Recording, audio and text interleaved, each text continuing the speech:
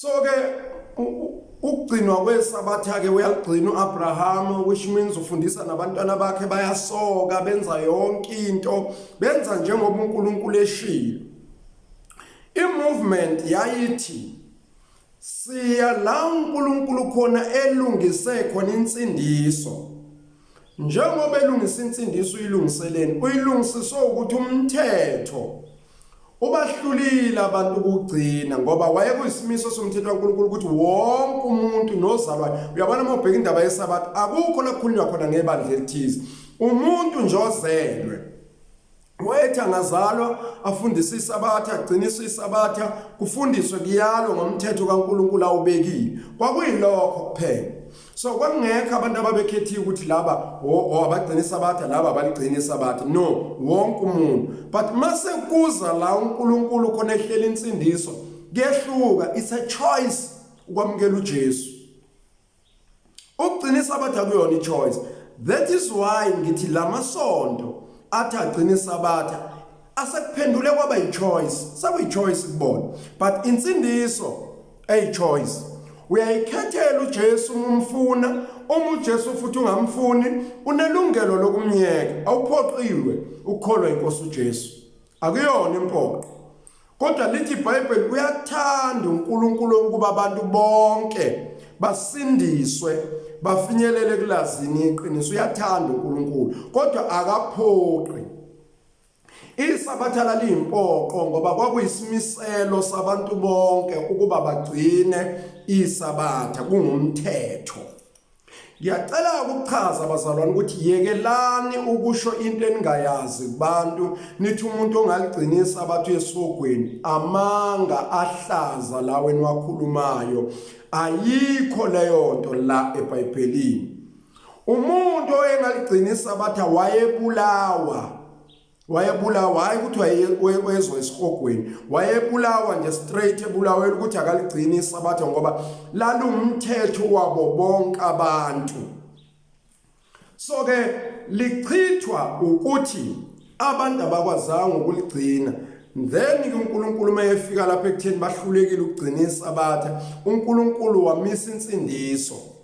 Abaprofeti into ababeyizele ukuzomemezela ngensindiso ezayo ngoMesiya ozozosiza abantu ngoba yabaqeda indaba yesabatha, babulawa abantu bebulawela isabatha. Baningi abantu abagcina sebenamacala bewabekwa ngenxa yesabatha abahlulekile ukuligcina.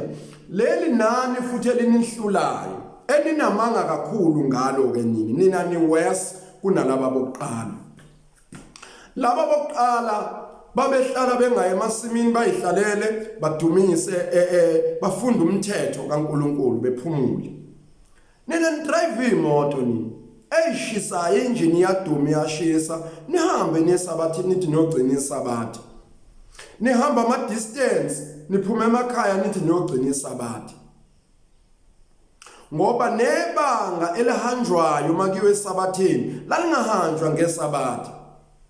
Lalihanjwa before isabatha liqale. Liyaqala isabatha abantu sebevele sebekuleyo ndawo okuzogcinwa khona isabatha.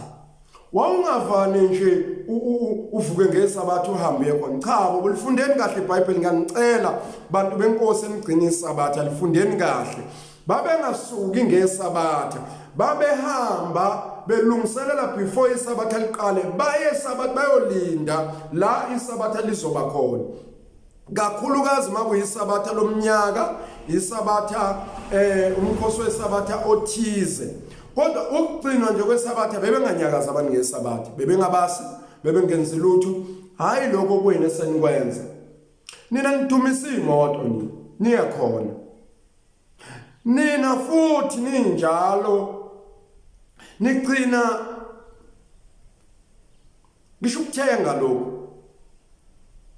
Nihambe no-draw imali emabhange ngayo isabatha nipaka imoto zenu eduze ama-ATM niyofuna imali, lenza yonke into bese niyaphika ekugcineni.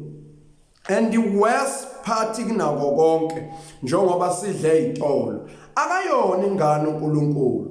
Yonke into uNkulunkulu uyayazi yenziwe uye. Kadazi ukuthi ngalesikhathi besidle izitolo akukho ukudla ongaba neshow yako ukuthi lokhu kudla lokho akuphekwanga ngeSabatha. Ngeke ube neshow ukuthi le drink lesiphuzayo ayenziwanga ngeSabatha.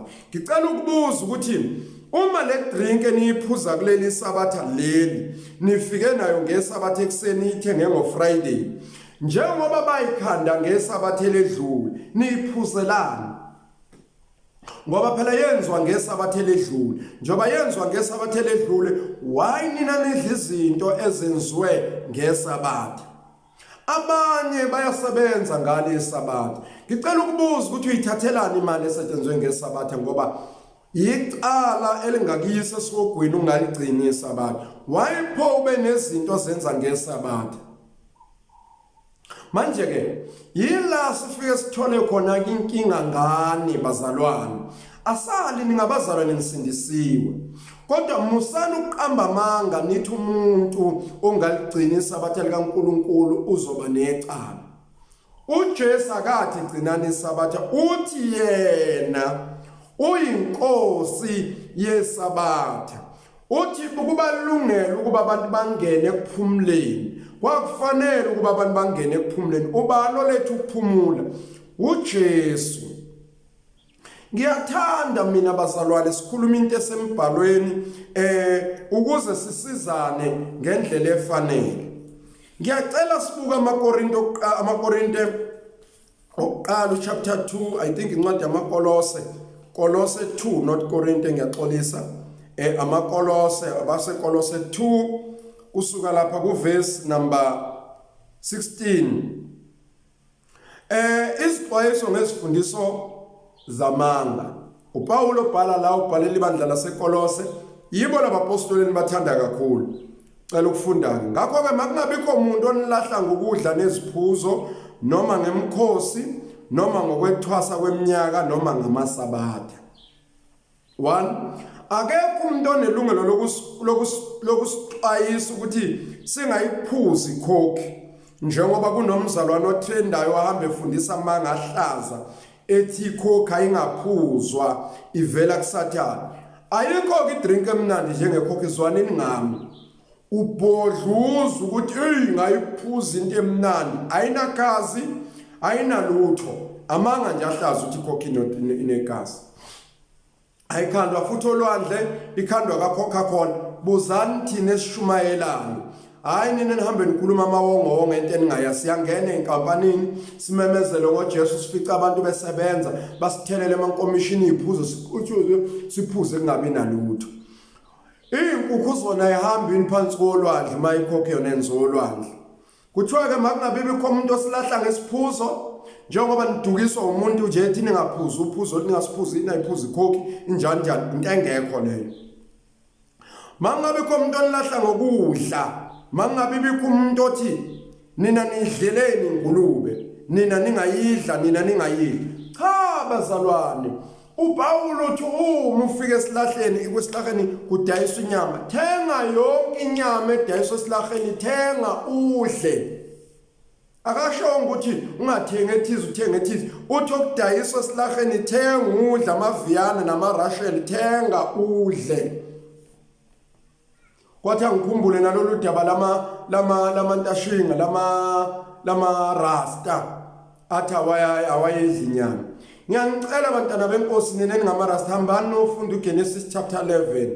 uNkulunkulu mayekhuluma noNoah, yebo ekuqaleni wayengabanikezanga abantu inyama, kodwa nayefika kuNoah uthi kuNoah, Noah ngenza isivumelwano nawe, yonke into eyisilwane seyiyoba ukudla kuwe, kodwa ungalidli igazi, ngoba umphefumulo segazini ethi lichithe ulithulule phansi igazi.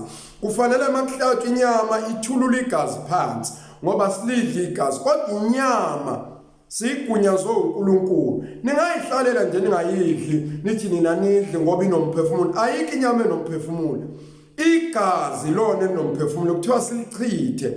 Yiko siyibilisa siyipheka, ngoba asifuni ukudla igazi, ngoba igazi alidliwa. Ngizama ukuchaza abazalwane ukuthi into la embhalweni hayi imfundiso zabantu neziprofito nezibonakalisa abathi babuya nazo ezulwini, ezinye babuya nazo esihogweni.